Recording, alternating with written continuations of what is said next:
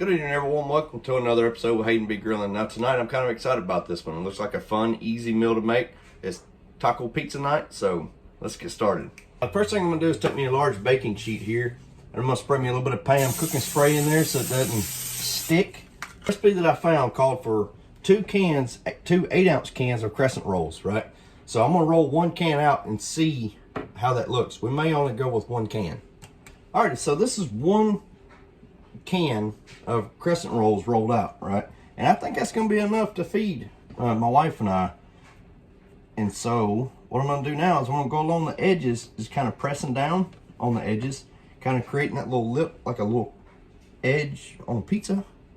So we're going to do that all the way around. So now that we got that pressed out, we're just going to let this sit at room temperature for a little bit while we prepare the other portions of this. Now, you remember that half an onion we had left over the other night? We're just going to slice it up and get it nice and chopped up. I'm going to change that. Instead of doing half, I did half of a half. So I guess that'd be a quarter. But this is what we're going to do. So we're just going to chop this up, get it ready to go in the skillet. Now we got our onions cut up. We're just going to scrape those off into the skillet.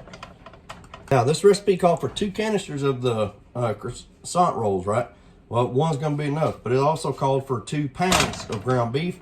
Being as how I'm only using 1 canister of crescent rolls, I'm only going to use 1 pound of ground beef. And we're going to get this nice and browned up.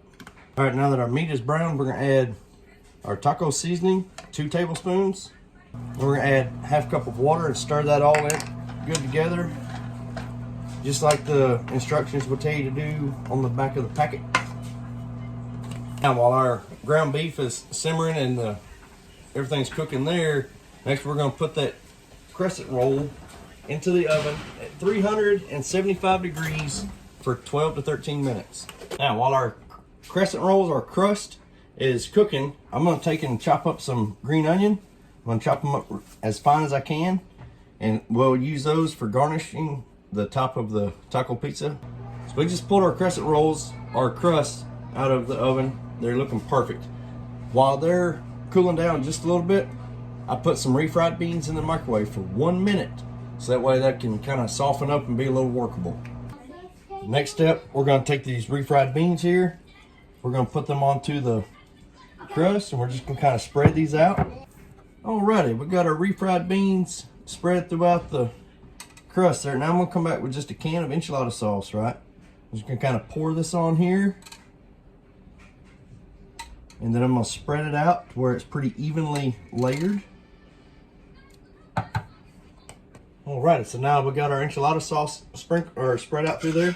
We're going to come back with our ground beef mixture.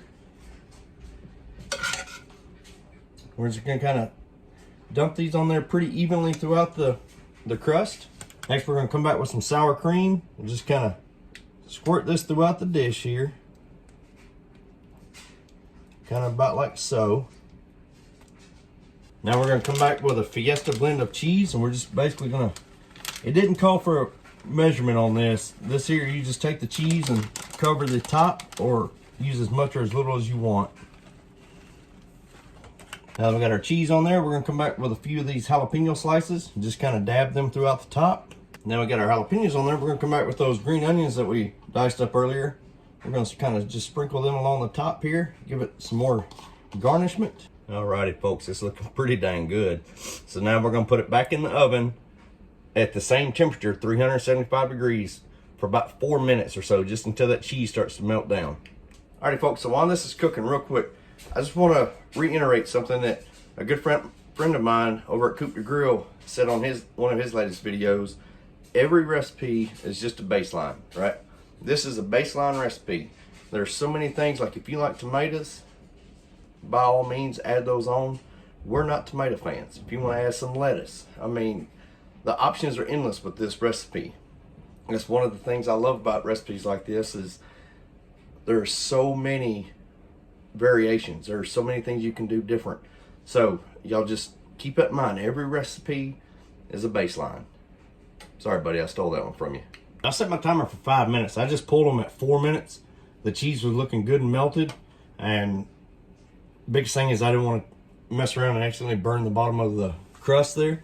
But folks, this is looking and smelling amazing.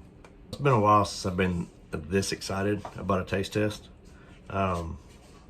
Mainly because I took my wife some first and she tried it and she said it was good. So, but here we go with it.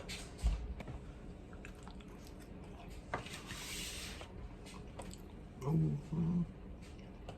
Folks, we crushed this one.